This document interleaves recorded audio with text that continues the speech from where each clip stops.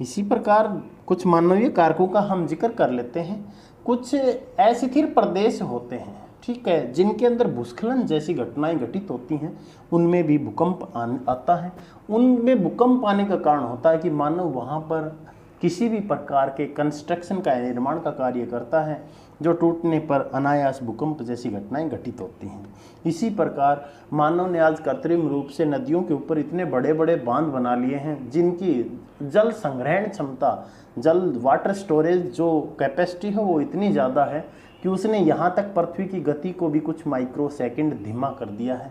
उन बड़े बांधों के अंदर अत्यधिक जल भर जाने के कारण उनके नीचे की चट्टानें टूटने लगती हैं, तो उस कारण धरा पर कंपन महसूस होती है, जो भूकंप का एक रूप होता है।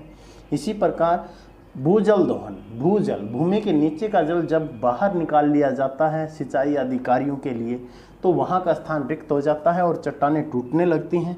चट्टानों के टूटने के कारण कंपन यानी भूकंप आ जाता है, ठीक है। इसी प्रकार खनन, गहरी गहरी खानें बना दी गई हैं, उनमें से भी वही क्रियाएं होती हैं जो भूजल दोहन जैसी क्रियाएं हैं, उसके कारण भी भूकंप महसूस किया जाता है। एक नया सिस्टम और है कि आज मानव बहुत ज़्यादा परीक्षण कर रहा है अत्याधुनिक बड़े बड़े हथियारों का, जिनके कारण आसपास के क्षेत्र में कंपन होती है, जो भूकंप का एक रूप होता है।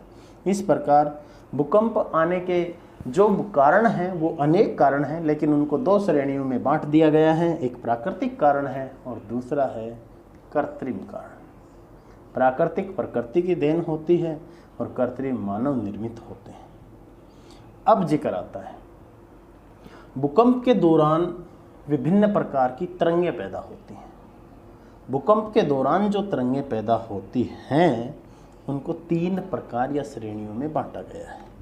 सबसे पहले जो तरंगें पैदा होती हैं उनको प्राथमिक लंबवत अनुदैर्ध्य संपीड़न तरंगें कह दिया जाता है, जो ध्वनि तरंगों के समान ही व्यवहार करती हैं। ये सबसे पहले यही तरंगें पैदा होती हैं। इनकी गति का जिक्र किया जाता है तो इनकी गति 8 किलोमीटर प्रति सेकंड होती है। एक सेकंड में 8 किलोमीटर की गति तय करती है, लेकिन अत्यधिक गति के कारण ये सबसे कम विनाशकारी होती है। अगली इनकी विशेषता है, ये किसी भी प्रकार के माध्यम में, कोई भी किसी भी प्रकार का पदार्थ है उसकी तीन अवस्थाएं होती हैं, एक तरल, एक गैस और एक ठोस। ये किसी भी पदार्थ की तीनों अवस्थाओं में से गुजरने में सक्षम होती हैं और इनका जो मार्ग होता है वो एक होता है उन्तोदर, एक होता है नतोदर। उत्तल लेंस कभी आपने देखा है तो वो होता है उन्तोदर, अवतल लेंस कभी देखा है तो वो होता है नतोदर। तो ये नतोदर श्रेणी में गमन कर जाती है। अगले यदि हम प्राथमिक तरंगों का जिक्र करते हैं तो प्राथमिक तरंगों को अंग्रेजी भाषा के अंदर प्राइमरी वेव्स कहा जाता है, इसलिए प्राथमिक तरंगों को शॉर्ट रूप में पी वेव्स भी कह दिया जाता है। अब द्वितीय तरंगों का जिक्र आता है। द्वितीय तरंगें ही गौण तरंगें होती हैं, अनुप्रस्थ होती हैं। गौण इसलिए कह दिया जाता है कि ये केवल एक माध्यम में से गुजरने में सक्षम होती हैं। ये किसी भी पदार्थ की ठोस अवस्था में से गुजर सकती हैं, गैसीय और तरल अवस्था में नहीं गुजर सकती हैं। इनकी गति जो है वो प्राथमिक तरंगों की बजाय आधी रह जाती है, 4 किलोमीटर प्रति सेकंड। यदि इनकी गति का तुलना की जाती है तो प्राथमिक तरंगों की गति द्वितीय तरंगों की बजाय 66% तक अधिक होती है, ठीक है। अगला जिक्र आता है कि भाई तीसरी प्रकार की तरंगें कौन सी हैं, तो उनको कहते हैं धरातलीय या सतही तरंगें। धरातलीय तरंगों का जिक्र करते हैं तो उनकी खोज एच.डी. लोव ने की थी। एच.डी. लोव ने की थी, इसलिए इनको एल तरंगें भी कहा जाता है। ये सबसे लंबा मार्ग तय करती हैं, सबसे लंबी दूरी में गमन करती हैं।